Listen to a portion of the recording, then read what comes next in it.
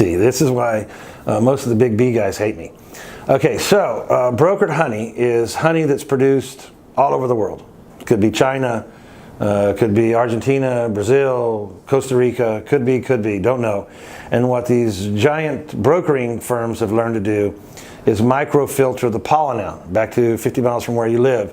If you microfilter the pollen out, you can't tell where this golden sweet stuff they're calling honey is from. So then you could bring, let's say you brought 100,000 barrels of this crap to Texas. And then you took and you added 10 barrels of Texas wild honey into this, well, let's call it 1,000 to make the mixture better. 1,000 barrels of stuff from China, and you mix 10 barrels of Texas, actual Texas honey into it, and they've micro-screened all the pollen out of it. The only pollen they're going to find in that honey is the Texas wildflower, and so they're going to say, lo and behold, now this 1,010 barrels of honey are now all Texas honey. And the truth is that they're probably not. They're probably from Argentina or Costa Rica or China. And then Chinese honey, it's well documented, once they do sugar production to find out what is actually, if it actually is honey because of the sugars that are in it, they found that the majority of Chinese honey has somewhere between 12 and 30% milk sugar, lactose sugar. And you know what kind of bee produces lactose sugar? A booby. Yeah, so that's my favorite joke. Because bees don't drink milk, man. They don't have to tell you any of that, man. It's all under, what's that thing that they call that stuff? Proprietary blend is what they have. So almost every honey company in the world has a proprietary blend. And so the word blend alone suggests that they're mixing stuff together so that it's all one color, it's all one flavor. And where's that from? See, now in the fish industry, we know that salmon, farm-raised salmon, the people that sell the food have these color palettes. And so they come out to you and they say, what do you want the flesh of the meat of the fish to look like? Do you want it to be this light pink or do you want it to be this dark red color? And you go, wow, that's crazy. What does that have anything to do with anything? And the dye in the food designates the color of the meat. So they're just basically painting these fish and selling them to you. And most store-bought honey is basically painted fish. It's sad. It's this shit mixed all together, and you don't know where it's from. And they have learned to trick you into, or the government, into being able to say, I don't know exactly what this is, but it's got just enough pollen from Texas for me not to be able to charge them with fraud. Well, Epic Honey, we're micro-hyper, first of all. That's what Central Market likes to call us. So we take, let's use Central Market as an example. On Lover's Lane, Central Market in Dallas, Texas, we have 6, I think right now we have 7 beehives on their roof. Last year we had 8. We lost one of those hives, so yeah, so we have 7. So on that roof, between us feeding them cold fruit and taking care of them, we're about to spin, and we'll probably end up with right around 600 pounds of honey. Well, that's all the honey we're going to have from that rooftop this year.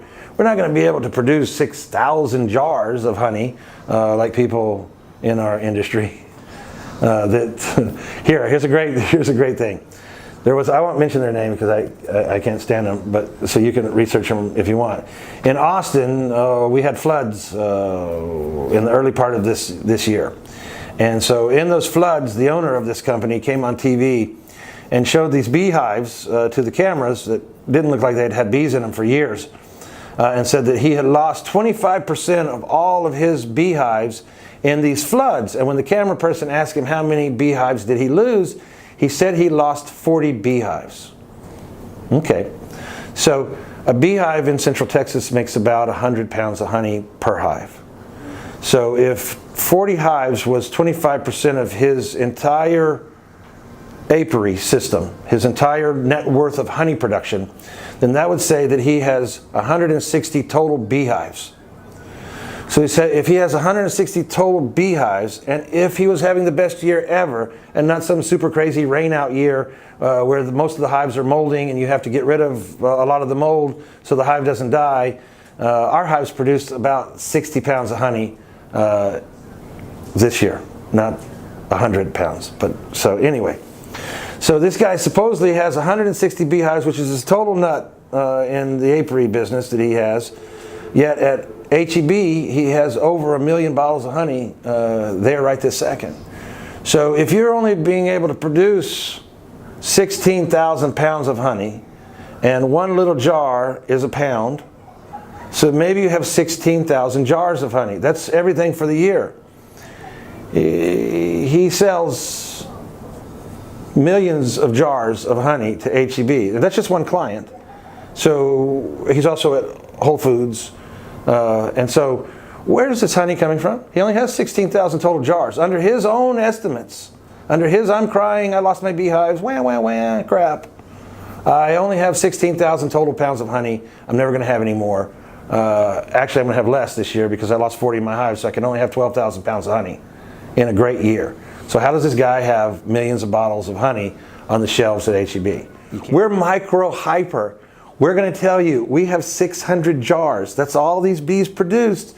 You're never going to be able to buy any more of this honey this year. You can buy it next year when they produce another 600 to 1,000 jars of the stuff. So, and we're never going to have 1 million jars of anything. Well, we might if we end up with 100,000 beehives. That would make about 1 million jars. That's 5 or 6 years down the road.